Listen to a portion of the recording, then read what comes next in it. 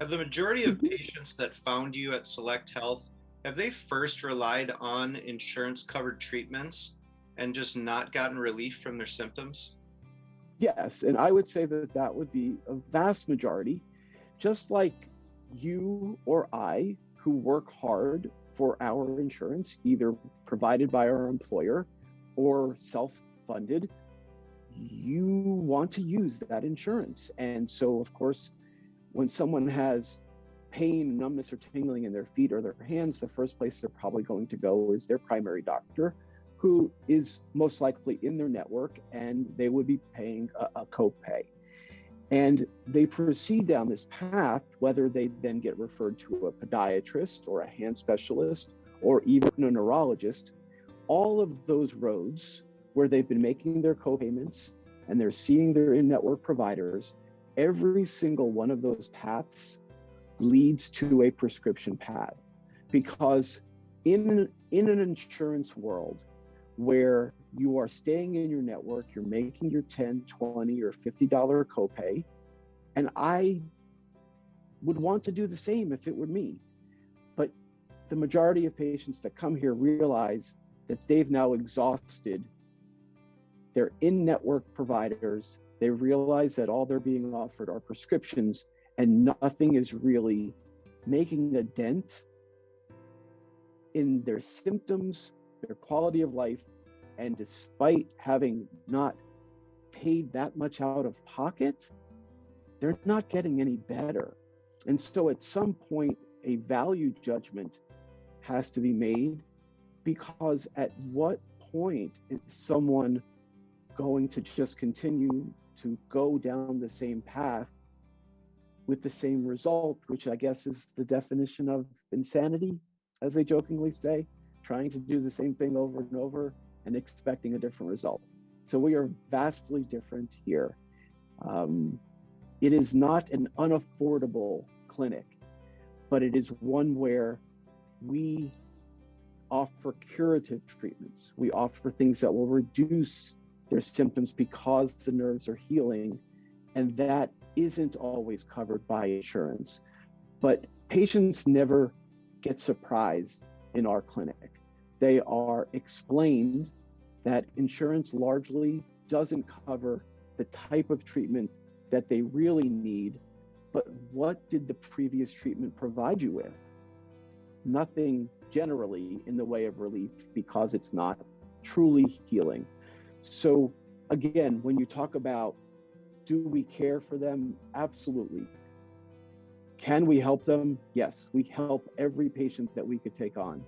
And we are quite open and honest about the fact that although I would like for insurance to cover all that they're going to encounter, the reality of it is they've done that. They've been there for years. They've paid their copay with the realization that an insurance-driven protocol, whether it be by their primary doctor or even a specialist, is just not getting them better.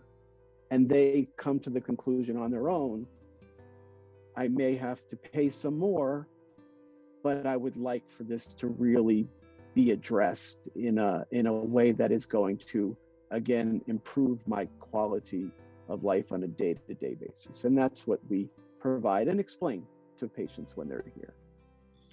Patients report to me all the time, I have never had someone spend so much time explaining the process of peripheral neuropathy and why it may have come and what it may be doing and what it might do in the future if we don't do something to help allow the nerves to heal and repair. So first and foremost, I am not constrained by any time. So each patient is generally given about an hour on more than one occasion to spend with me one-on-one to explain the process before we ever enter into treatment or even determine that they're eligible for treatment, as opposed to what they're used to, which is a 30-second explanation, some presupposition by their physician who was in network, and they're essentially writing their prescription before they even explain what their problem is. And it's not always like that, but in many cases it is. And the thing that, as a patient in that system, and also something that gets explained to me by patients quite often, and frustratingly so, is that oftentimes the doctor will have their hand on the doorknob or on the lever, basically trying to escape while the patient is trying to explain why they're in their presence in the first place. That's not acceptable. It wouldn't be acceptable to me as a patient, and it certainly is not acceptable as a provider for people that have suffered necessarily for months and or possibly years. Additionally, most beneficial state-of-the-art treatment is not readily available to in-network providers because they are under a cost containment system. Insurance companies have huge skyscrapers in the sky because of the money that they receive. I am not run, owned, governed by any of those systems. The ability for us to have patients who want to be here, who understand that the process, perhaps not in network, is going to change their quality of life, are willing to pay for that, which allows for us to secure state-of-the-art, up-to-date, new equipment in an office environment that is pristine, beautiful to look at, beautiful to come to, and they know that they are being cared for in an environment that is fitting for the outcome that they are seeking.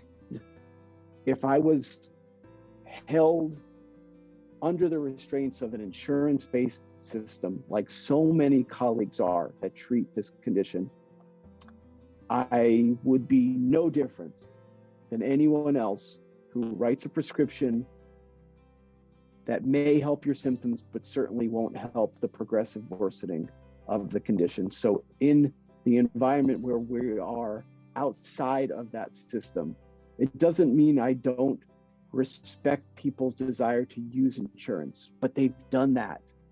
They've exhausted that, and they're worse because nothing was ever done, again, to help them heal and repair. Where I have the luxury of being able to provide state-of-the-art facilities, time that they need to figure out what treatment they should have, and if we can help them. And then, of course, equipment commensurate with that to provide the treatment so that the outcomes are what they should reasonably expect.